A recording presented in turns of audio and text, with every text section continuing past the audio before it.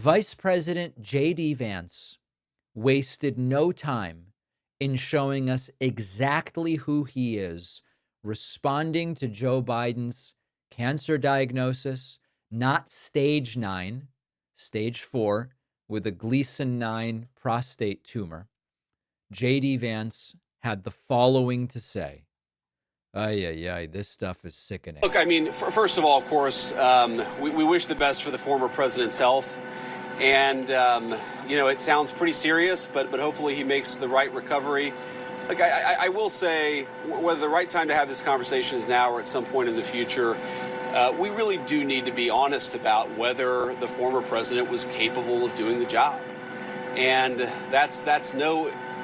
that you can separate the desire for him to have the right health outcome with the recognition that whether it was doctors or whether there were staffers around the former president, I don't think he was able to do a good job for the American people. And that's not politics. That's not because I disagreed with him on policy. That's because I don't think that he was in good enough health. In some ways, I blame him less than I blame the people around him. And why didn't the American people have a better sense of his health picture? Why didn't the American people have more accurate information about what he was actually dealing with? This is serious stuff. Look, I mean...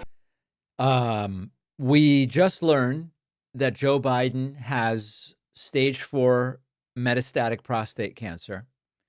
And the vice president of the United States decides it's the perfect moment to question his competence and to kickstart this political autopsy.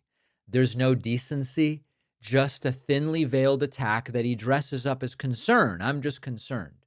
Biden is not in office. He's a private citizen, and he has a life-threatening illness.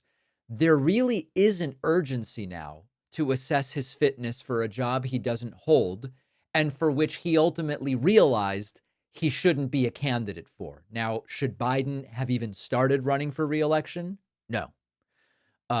Was it a mistake to even attempt? Yeah, it was. It was. But the only urgency here is that J.D. Vance wants to sneak in this politically opportune moment. And it's just disgusting. But this is who J.D. Vance is. He's a guy who built his brand on feigned humility, and he turned it into a career of parroting Donald Trump's worst instincts, and it just doesn't stop there.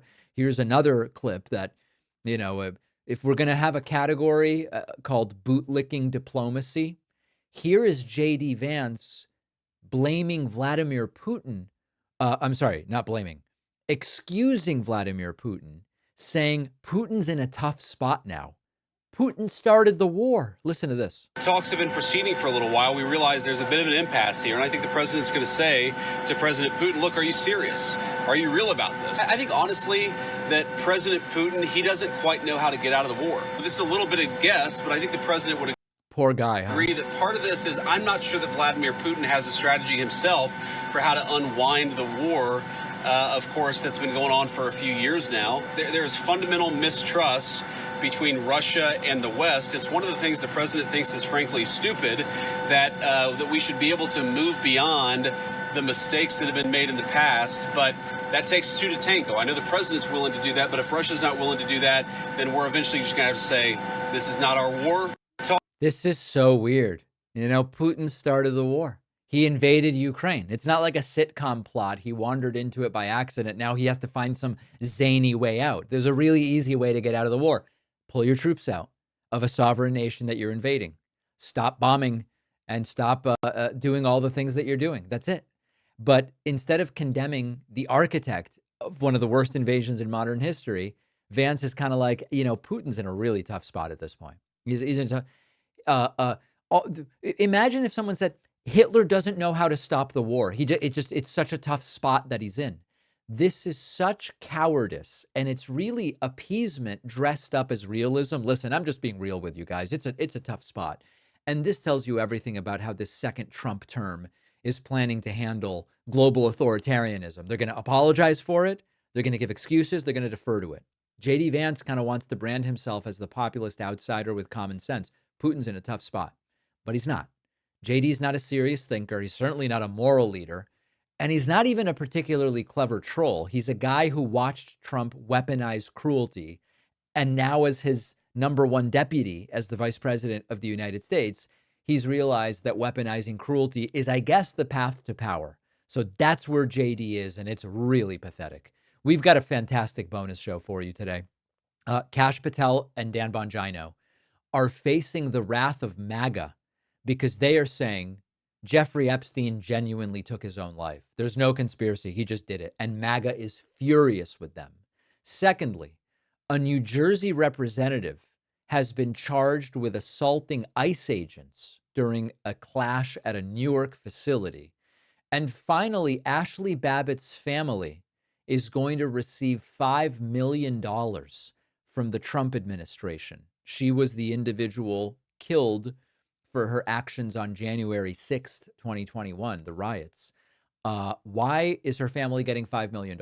All of those stories and more on today's bonus show. Sign up at joinpacman.com. I'll see you then.